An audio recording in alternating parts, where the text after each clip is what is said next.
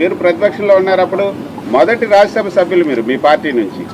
అప్పుడు పరిస్థితులు ఏమి వ్యతిరేకం, అప్పుడు ప్రతిపక్ష పార్టీగానే ఉండింది, ఇప్పుడు ప్రతిపక్ష పార్టీగానే ఉండింది.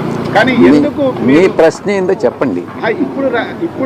ఇప్పుడు రాజీనామా చేయడానికి కారణాలు ఏంటి అంటే మిమ్మల్ని అంటే నేను చెప్పిన దానికన్నా ఇంకా వేరే కారణాలు ఉన్నాయని నువ్వు నమ్ముతున్నావేమో కానీ నేనైతే నమ్మట్లేదు. అంటే జగన్మోహన్ రెడ్డి మీకు అడగండి, మీరు ఏదైనా ఫ్రీగా అడగచ్చు. కాదు, నేను ఇంతకు ముందే చెప్పాను మిమ్మల్ని కాదని. ఒక్క నిమిషం, మీరు అడిగిన తర్వాత నేను జవాబు చెప్పాలా, తర్వాత మీరు ప్రశ్న అడగాల.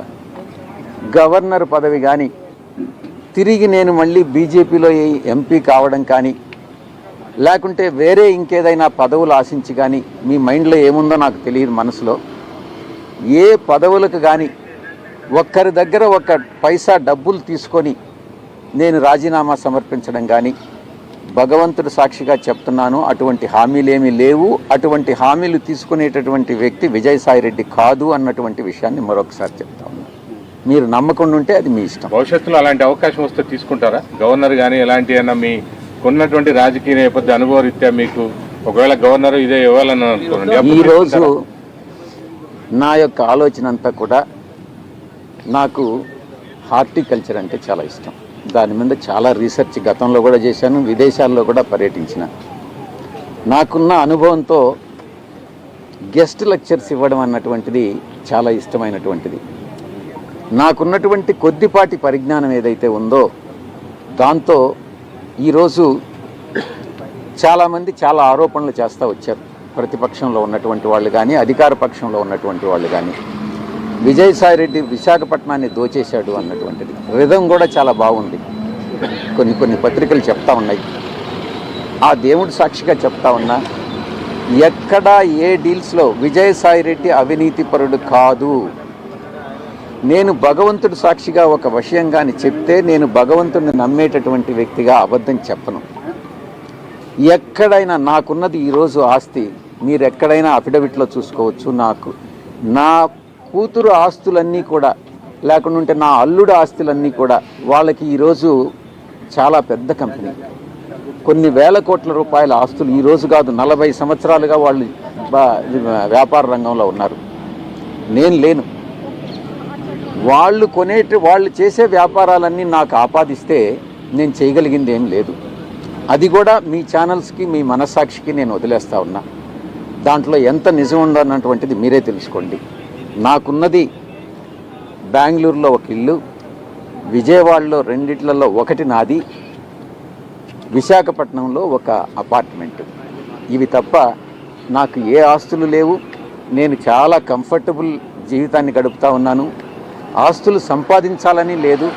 నేను గతంలో చెప్పాను, ఒకవేళ నేను అవినీతికి పాల్పడి సంపాదించినా కూడా ఒకరు 100, 200 కోట్లు 300 కోట్లు సంపాదించితే వాళ్ళకు ఉండేటటువంటి ఆ వియ్యంకుడికి ఉండేటటువంటి వేల కోట్లలో ఈ 200 కోట్లని అనేటటువంటిది సముద్రంలో ఒక నీటి బొట్టు లాంటిది. ఆ అవసరం లేదు. ఆ చెడ్డ పేరు తెచ్చుకోవాల్సినటువంటి అవసరం నాకు లేదు. నీతిగా నిజాయితీగా బతకదామనుకున్నాను. కానీ కొన్ని పత్రికలు కొన్ని ఛానల్స్ నిరాధారమైనటువంటి ఆరోపణలు మోపి నా యొక్క ప్రతిష్టను భంగపరచడం కూడా వాస్తవం. ఛానల్ పెట్టాలనే ఆలోచనను కూడా వెలిబుచ్చారు. మంచి ప్రశ్న వేశారు. గతంలో రామోజీరావు గారు, రాధాకృష్ణ గారు నా మీద వ్యతిరేకంగా దుష్ప్రచారం చేసినప్పుడు నేను ఒక నిర్ణయం తీసుకోవడం జరిగింది, ఛానల్ పెట్టాలి అన్నటువంటిది. ఈరోజు మారిన రాజకీయ పరిస్థితుల్లో నేను రాజకీయాల నుంచి తప్పుకున్న తర్వాత ఆ యొక్క నిర్ణయం తీసుకున్నటువంటి నిర్ణయం అమలు చేయాలా లేదా అన్నటువంటిది నేను పునరాలోచిస్తాను.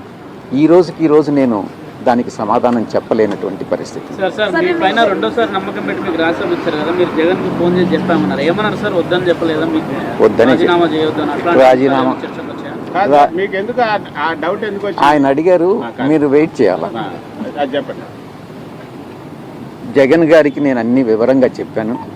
ఈ పరిస్థితుల్లో నేను న్యాయం చేయలేనన్నటువంటి విషయం కూడా చెప్పాను. ఆయన అడ్వైజబుల్ కాదు, నువ్వు రాజీనామా చేయొద్దు, పార్టీ నీకు అండగా ఉంటుంది, మేమంతా నీకు అండగా ఉంటాం.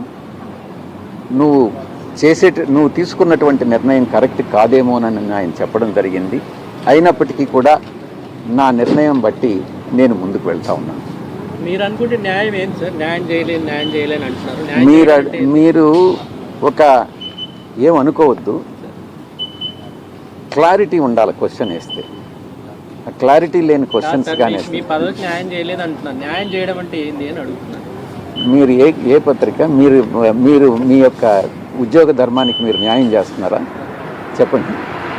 అది కాదులే సార్, మీరు ఆన్సర్ చెప్పండి. మీరు క్లారిటీతో అడగండి. అంటే ఆయన అడిగింది ఏంటంటే, ఇప్పుడు మీరు అంటున్నారు కదా నేను న్యాయం చేయలేకపోతున్నాను, అందుకే నేను నా ప్లేస్లో వేరే ఒకరిని పెట్టాలని.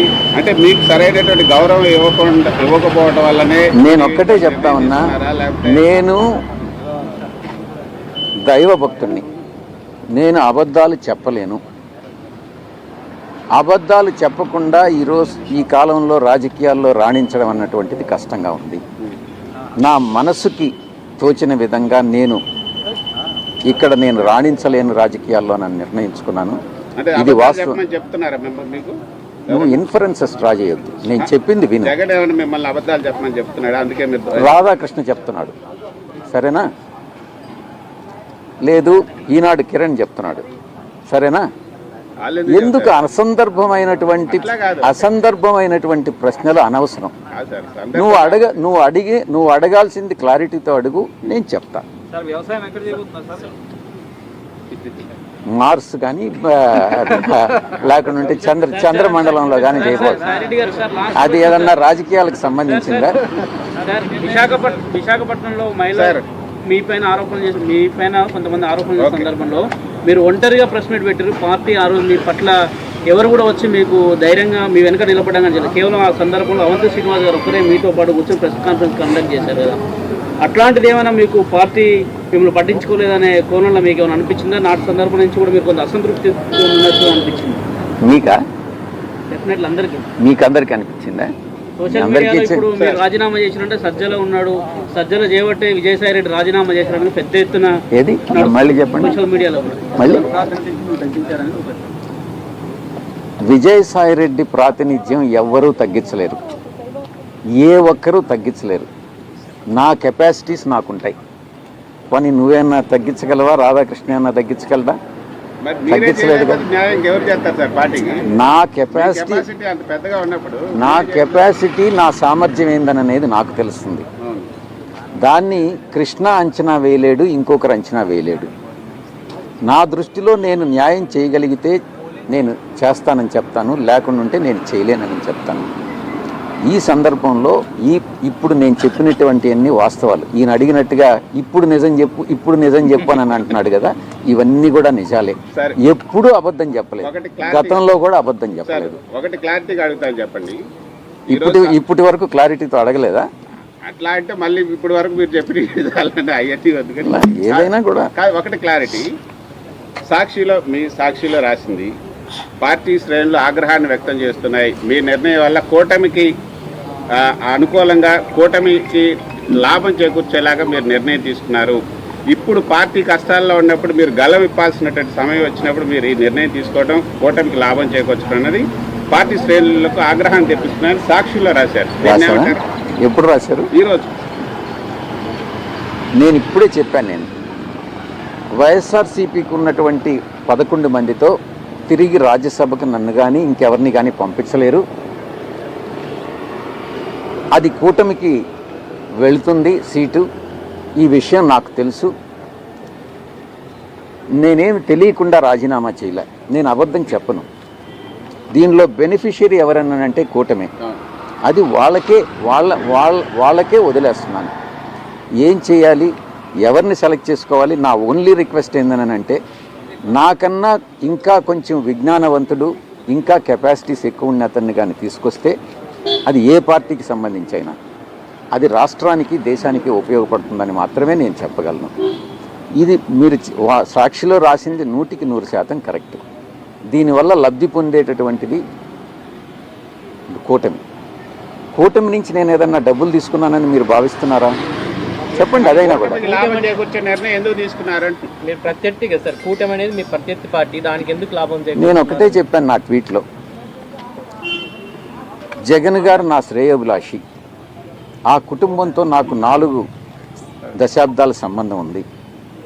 చంద్రబాబు నాయుడు గారిని రాజకీయంగా నేను వ్యతిరేకించా, కుటుంబ పరంగా ఎటువంటి అభిప్రాయ భేదాలు లేవు, వ్యక్తిగత విభేదాలు లేవు. పవన్ కళ్యాణ్ గారు